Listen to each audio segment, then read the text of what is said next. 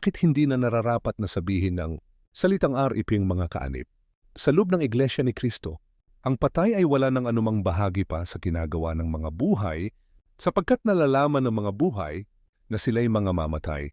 Ngunit hindi nalalaman ng patay ang anumang bagay ni mayroon pa man silang kagantihan sapagkat ang alaala sa kanila ay nakalimutan. Maging ang kanilang pag-ibig, gaya ng kanilang pagtatanim at ng kanilang pananaghili ay nawala ngayon, na wala man silang anumang bahagi pa na magpakailanman sa anumang bagay na nagawa sa ilalim ng araw. Ecclesiastes 9:5-6. Pagkatapos ng kamatayan ng tao ay tinakdaan siya na huhukuman, at kung paanong itinakda sa mga tao ang mamatay na minsan, at pagkatapos nito ay ang paghuhukom. Hebreo 9:27, kasamang namamatay ang kaluluwa ng taong namatay, inrito lahat ng kaluluwa ay akin. Kung paano ang kaluluwa ng Ama, gayon din ang kaluluwa ng anak ay akin. Ang kaluluwa na nagkakasala ay mamamatay. Ezekiel 18:4. Tatanggapin ng tao ang kanyang ganti sa araw ng kanilang paggising o pagbangon, at marami sa kanila na nangatutulog sa alabok ng lupa ay mga gigising, ang iba'y sa walang hanggang buhay, at ang iba'y sa kahihiyan at sa walang hanggang pagkapahamak.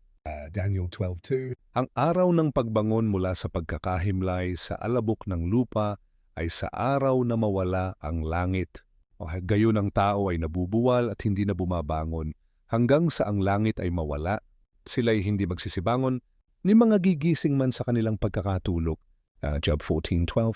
Mawawala ang langit sa araw ng muling pagparito ni Kristo na siya ding araw ng paghuhukom, o datapwat darating ang araw ng Panginoon na gaya ng magnanakaw, na ang sangkalangitan sa araw na iyan ay mapaparam na kasabay ng malaking ugong, at ang mga bagay sa langit ay mapupugnaw sa matinding init, at ang lupa at ang mga gawang nasa lupa ay pawang masusunog.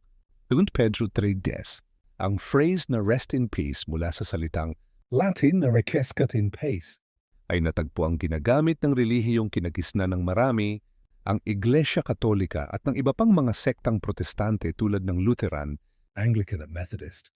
Ang paggamit po nito ay hindi po kaugalian ng mga unang Kristiyano at labag po sa itinuturo ng Biblia. Huwag ka na maglagay ng RIP sa patay, kapatid. Iglesia ni Kristo ka, hindi sanlibutan. Mas mahalaga ang damdamin ng Panginoong Amang Diyos, yung turo ng Biblia, yung Diyos na bumubuhay pa sa ating lahat, kesa sa damdamin ng mga tao lang.